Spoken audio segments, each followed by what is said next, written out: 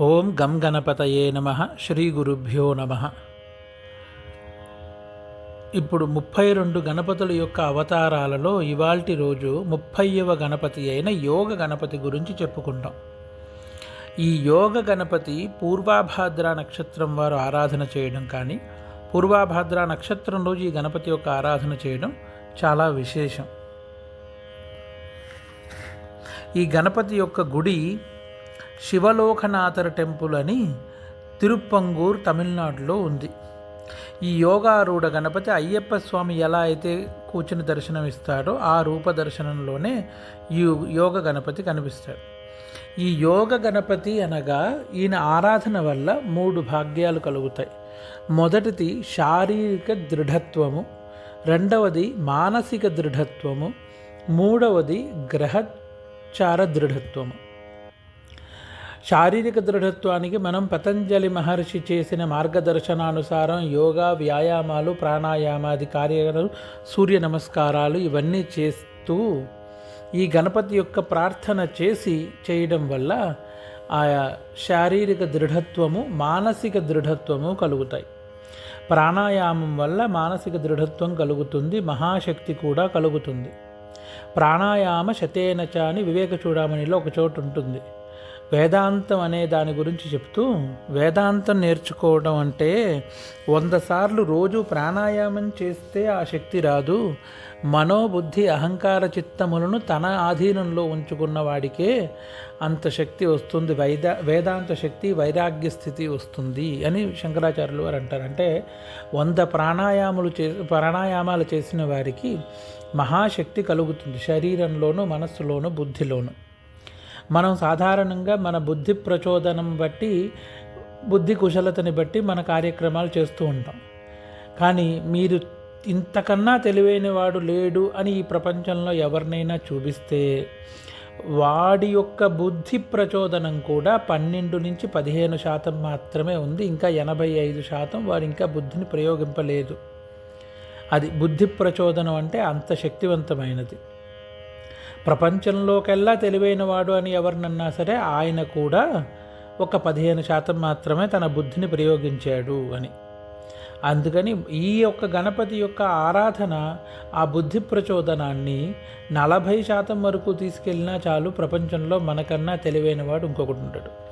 శ్రీకృష్ణ పరమాత్మ సశరీరంగా ఉన్నప్పుడు ఆయన యొక్క బుద్ధి కుశలత, బుద్ధి పరిపక్వత అనే దాన్ని చెప్పాలి అంటే 80% ఆయన బుద్ధి ప్రయోగం చేసింది. అంత శక్తివంతమైన శ్రీకృష్ణ పరమాత్ముడే శరీరంగా పంచభూతాత్మక తత్వమైన శరీరంలో ఉన్నప్పుడు ఇంతే అందగలిగింది, 80% మాత్రమే. దానికి ఇప్పటి వరకు కూడా ఆయనే జగద్గురువు మనకి ప్రపంచంలో. ఇది బుద్ధి కుశలత, బుద్ధిశక్తి. దీనికి ఈ బుద్ధి ప్రచోదన కావడానికి ప్రాణాయామం చాలా ప్రథమంగా, చాలా సునాయాసంగా దోహదపడుతుంది. ప్రాణాయామానికి 3 పద్ధతులు ఉన్నాయి. పూరక, రేచక, కుంభక అనే ఒక పద్ధతి. రెండోది జప అనుష్ఠానం చేస్తూ ఊపిరి మీదే ధ్యానం పెట్టి, ఉచ్ఛ్వాస నిశ్వాసములపైన ధ్యానం పెట్టి చేయడము. మూడవది ఎటువంటి జపము లేదు, ఎటువంటి ప్రాణాయామ, పూరక, రేచక, కుంభకాలు లేవు.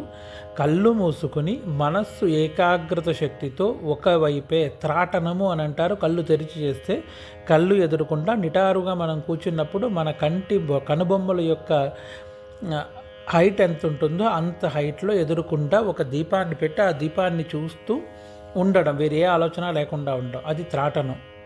లేదు, కళ్ళు మూసుకొని కన్నుల యొక్క దృష్టిని, కన్నులని కాదు, కన్నుల యందు ఒక దృష్టి ఉంటుంది.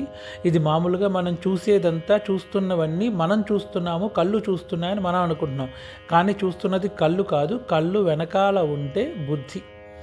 ఆ బుద్ధి దాన్ని చూస్తోంది. బుద్ధిని మీరు ఒక్కసారి కళ్ళు మూసుకుని మీకు నచ్చిన వారి పేరు తలుచుకుంటే వారు ఎలా కనిపిస్తారు అనే పిక్చరు బుద్ధి మీకు చూపించేస్తుంది.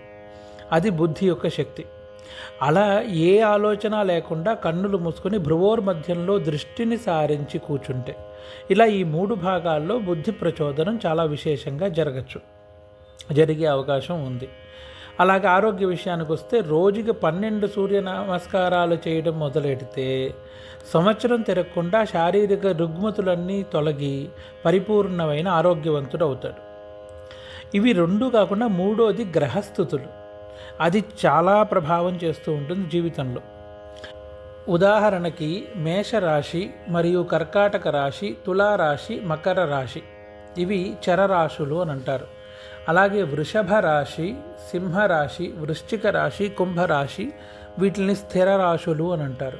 అలాగే మిథున రాశి, కన్యా రాశి, ధనుర్రాశి, మీనరాశి ఇవి ద్విస్వభావ రాశులు అని అంటారు. ఇక్కడ పంచభూతాత్మకమైన తత్వం కూడా ఈ రాశులకు ఉంటుంది. ఉదాహరణకి కర్కాటక రాశి జలతత్వ రాశి, మీనరాశి జలతత్వ రాశి. ఇక్కడ సూర్యుడు ఉంటే నీరు, అగ్ని ఒకే స్థానంలో ఉన్నప్పుడు దాని ప్రభావం ఎలా ఉంటుంది అంటే మనస్సు ఒక రకమైన విచారంలో ఉంటుంది, శరీరం ఒక రకమైన దృఢత్వంలో ఉంటుంది. మనస్సు దుర్బలత్వం చెంది ఉన్నప్పుడు, శరీరం బలం చెందినప్పుడు ఉపయోగం లేదు. శరీరం దుర్బలమై మనస్సు బలత్వం చెందినా ఉపయోగం లేదు. ఇవి రెండు యోగాలు కలవడం అనేది దుర్లభం. చాలా తక్కువ మందికి అలాంటి యోగం ఉంటుంది. అలాంటి వారు ఉంటారు. అలాగే చతుర్థాది కేంద్ర స్థానాల్లో, లగ్నాది కేంద్ర స్థానాల్లో కూర్చున్నప్పుడు కుజుడి వల్ల కుజ దోషం అనేది తగులుతుంది.